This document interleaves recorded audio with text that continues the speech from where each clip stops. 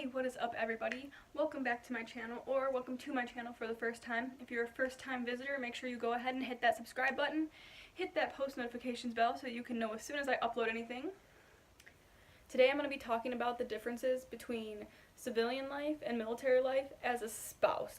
I cannot speak as military personnel because I'm not military personnel, I am military personnel's spouse.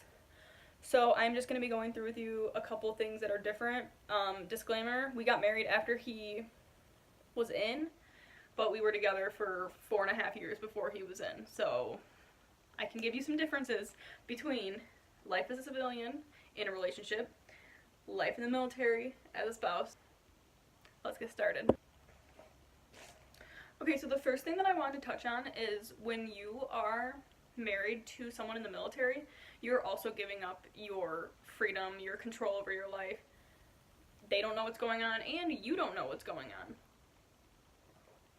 And what I mean by that is, for example, when you get married in civilian life, you get married, you're planning your honeymoon. Oh, where are we going to live? You're looking at houses, different states, different counties, whatever. When you get married to someone in the military, you get told where you're going to go. And sometimes you get told where you're going to live. If you go overseas, as far as I know, you have to live on post. I don't think you have an option to live. You know, if you're in Germany, I don't think you can live off post in Germany. If you can, let me know. But as far as I know, you can't. For us here, we decided to live off post just because he was a E1 private. That's it, when we got married. Maybe he was an E2. He was not he's literally only an E3 right now, about to get ranked up specialist. So we decided to live off post because the housing that was offered to us is not very great. So it even goes as far as that. I mean, you don't have very many options for houses even that you can live in. So we decided to live off post, and we actually live in a pretty decent place. So that's like one big thing. Another huge thing that you no longer have control over, which is probably the hardest to me, not knowing when you are going to be able to visit family, what holidays you're going to miss. When you're in the civilian life, you have control over that. Some people can't afford it, that's different. Some people can't get off work, that's different. But, like, you know, I work at Target, so I could definitely get off these days to come home for Christmas. I took them off a long time ago, I requested them off. Colton had to turn in what's a leave packet for us to be able to have leave to go home. And it just got approved actually like 2 days ago. It is December 6th. No, today's December 5th. We are going home. We already have plane tickets for the 22nd that we bought forever ago. And that's like a risk you have to take too. You can't get refunds on a lot of those plane tickets.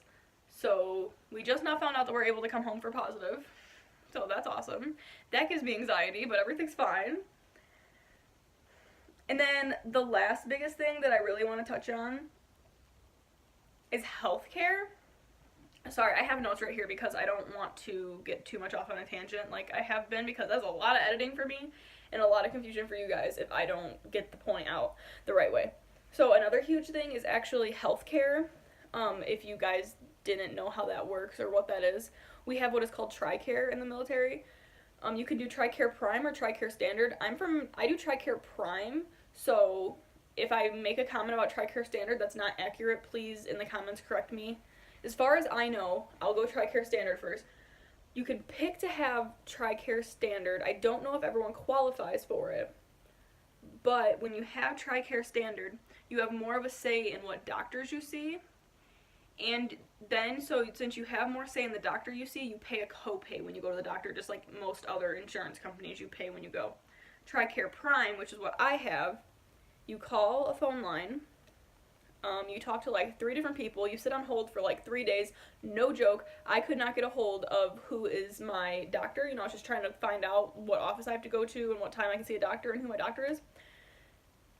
3 days.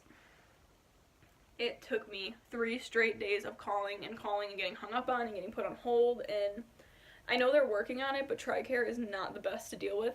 Same way that the VA is not the best to deal with. That's one thing that really, really sucks, is that our military members deserve more. Better health care, better mental health care. I hope that's something that's going to be worked towards in the next couple years. So You basically call and they're like, well, this is who your doctor is. You get an appointment and you go. I think if you really like have a big issue with your doctor, you can like request to change. I got lucky. I liked my doctor. She was fine. I always just went for like a regular checkup to get different meds and stuff. But yeah, that was like, that's not like, you know, where you get, oh, your insurance card and what does my insurance qualify me for, and then you can pick from like a list of doctors that you want to go to. Yeah, that's not how it is. I am like out of breath. I don't know what is going on. But that's the biggest differences for me. I know everyone has different experiences. If you want to share your experience with me below, the biggest thing that has been different for you, because the biggest thing that has been different for me has definitely been the holidays part. I moved out of my parents' house to come here, so like Thanksgiving was my first holiday ever not being with family, and it's hard.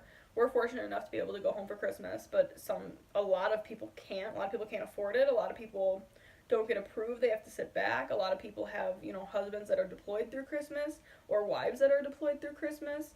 Children's birthdays, spouses' birthdays, people pass away. You know, it's hard. You don't have control over your life anymore. So, like I said, that's the biggest thing for me is the holidays, giving up control of your life. If you think I missed something, please comment that down below, and I would love to touch on it and go into it in another video. If you've had a different experience or a similar experience, please comment down below. Let me know if this video helped you, if you are about to get married to someone in the military, or if your spouse is about to join the military. I would love to answer any questions that I know the answers to. Like I said, I am not an expert.